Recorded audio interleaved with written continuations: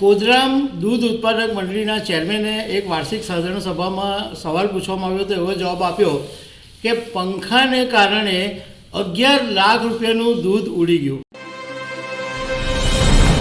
ઉત્તર ગુજરાતની એક ડેરીના એક ચેરમેને એક જવાબ આપ્યો છે. એ હમણાં સોશિયલ મીડિયામાં જબરજસ્ત ચર્ચામાં છે. વાત એમ બની કે બનાસકાંઠાના વડગામ તાલુકાના કોદરામ દૂધ ઉત્પાદક મંડળીના ચેરમેને એક વાર્ષિક સાધારણ સભામાં સવાલ પૂછવામાં આવ્યો તો એવો જવાબ આપ્યો કે પંખાને કારણે 11 લાખ રૂપિયાનું દૂધ ઉડી ગયું. બોલો, હવે આ સાંભળીને તમને હસવું આવશે કે તમે ચોંકી જશો, એ એક સવાલ છે. તો આના વિશે હું તમારી સાથે વાત કરીશ. મારું નામ રાજેશ શાહ છે અને તમે જોઈ રહ્યા છો ગુજરાતના સૌથી મોટા ડિજિટલ ન્યૂઝ પ્લેટફોર્મ ખબર છે.com. બનાસકાંઠાના વડગામ તાલુકાની અંદર એક કોદરામ ગામ આવેલું છે અને આ કોદરામ ગામની અંદર કોદરામ દૂધ ઉત્પાદક મંડળી છે. હવે આ દૂધ ઉત્પાદક મંડળીની એક વાર્ષિક સાધારણ સભા મળી હતી અને એની અંદર એક વાર્ષિક અહેવાલ રજૂ કરવામાં આવ્યો.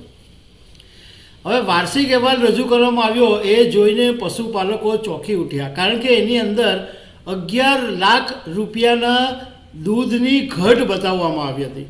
એટલે પશુપાલકો ગુસ્સે ભરાયા અને ચેરમેનને સવાલ પૂછ્યો કે 11 લાખ રૂપિયાનું દૂધ ઘટ કેમ થયું, ક્યાં ગયું 11 લાખ રૂપિયાનું દૂધ? તો ચેરમેને જવાબ આપ્યો કે પંખાને કારણે 11 લાખ રૂપિયાનું દૂધ ઉડી ગયું. બોલો, હવે તમે વિચાર કરો કે આ ચેરમેનને શું કહેવું. ખાલી પંખાને કારણે 11 લાખ રૂપિયાની કિંમતનું દૂધ ઉડી જવું એટલે શું? હવે આને કારણે પશુપાલકો રોષે ભરાયા છે અને એમણે મંડળીની અંદર ગંભીર ભ્રષ્ટાચાર થયો હોવાનો આક્ષેપ કર્યો છે, ગેરવહીવટનો પણ આક્ષેપ કર્યો છે અને આ 11 લાખ રૂપિયાના દૂધની ઘટની કડક તપાસની કાર્યવાહી પણ પશુપાલકોએ માંગ કરી છે. નવાઈની વાત એ છે કે આ મંડળીના પંખા કેટલા બધા અસરકારક છે કે 11 લાખ રૂપિયાનું દૂધ પણ ઉડી જાય એવું પશુપાલકોએ કીધું. હવે કોંગ્રેસના ધારાસભ્ય જિગ્નેશ મેવાણીએ એક વિડીયો પર કરીને આ કોદરામ દૂધ મંડળી પર જબરજસ્ત વ્યંગ કર્યો છે. મિત્રો, તમને નવાઈ લાગશે, આશ્ચર્ય થશે, પણ જર્મનીના કેટલાક ટેકનોક્રેટ્સ, કેટલાક એન્જિનિયર, કેટલાક વિજ્ઞાન સમજનારા વિદ્વાનો એ કોદરામ ગામમાં આવવાના છે, વડગામ વિધાનસભાના કોદરામ ગામે. અને એટલા માટે આવવાના છે કે હમણાં કોદરામની દૂધ ઉત્પાદક મંડળીનું કેટલાક લોકોનું કહેવું છે કે દૂધ 11 લાખની કિંમતનું દૂધ પંખા ફરવાના કારણે ઉડી ગયું. આ કઈ રીતે શક્ય છે? એટલે જર્મનીના, દેશ દુનિયાના, યુરોપના બધા એક્સપર્ટ્સ, બધા તજજ્ઞો, વિજ્ઞાન સમજનારા માણસો, એન્જિનિયર્સ એ બધા કોદરામાં આવવાના છે અને દૂધ ઉત્પાદક મંડળીનું સ્ટડી કરવાના છે, ડેરીનું સ્ટડી કરવાના છે. કારણ એવું કયું ગણિત કામ કરે છે, એવી શું ટેકનોલોજી છે, એવા કયા આધુનિક પંખા છે કે એવા પંખા ફર્યા કે ખેડૂતોનું, દૂધ ઉત્પાદકોનું, મારી બહેનોએ, કોદરામ ગામની બહેનોએ કાળી મજૂરી કરીને આંચળ વહેલી સવારે પશુઓના દોઈને જે દૂધ ભરાયું એવું 11 લાખની કિંમતનું દૂધ પંખા ફરવાના કારણે ઉડી ગયું અને ખેડૂતોનો નફો, દૂધ ઉત્પાદકોનો નફો એ સાફ થઈ ગયો. વડગામ વિધાનસભાના વડગામ ગામની દૂધ ઉત્પાદક મંડળીનો 11-13% નફો, મુમણવાસ ગામનો નફો 12-13%, કોદરામનો નફો ફક્ત 6.5%. તો લોકોએ પૂછ્યું કે અમારો નફો ફક્ત 6.5% કેમ? અમે પણ દૂધ ભરાવીએ છીએ. તો જવાબ મળ્યો, પંખા એવા ફર્યા કે 11 લાખની કિંમતનું દૂધ ઉડી ગયું. તો આ કઈ રીતે શક્ય બન્યું એ જાણવા માટે યુરોપના બધા કેટલાક વિદ્વાનો અને ટેકનોક્રેટ્સ એન્જિનિયર આવવાના છે કોદરામ. ચોરોનો ઓળખી લો. હવે અને હું તો સરકારને અપીલ પણ કરું છું કે આ ટેકનોલોજીનો ઉપયોગ આખા વાવ, થરાદ, સુઈગામ પંથકમાં કરો.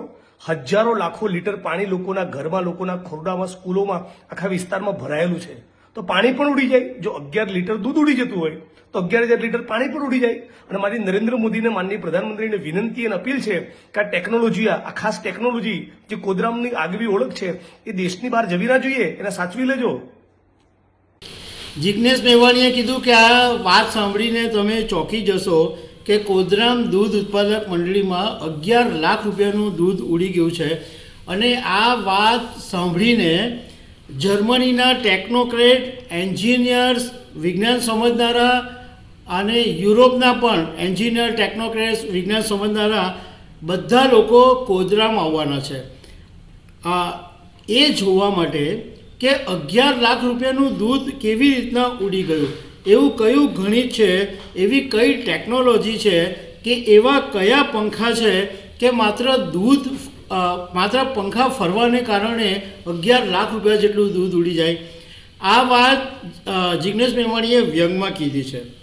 એમણે એમ કીધું કે પશુપાલકોએ સવાલ પૂછ્યો કે વડગામ દૂધ મંડળી છે એનો નફો લગભગ 11-12% જેટલો છે, મોમણવાસનો નફો 12-13% જેટલો છે, એવરેજ 11-12% જેટલો દૂધ મંડળીનો નફો હોય છે, તો કોદરામ દૂધ મંડળીનો નફો 6.5% કેમ?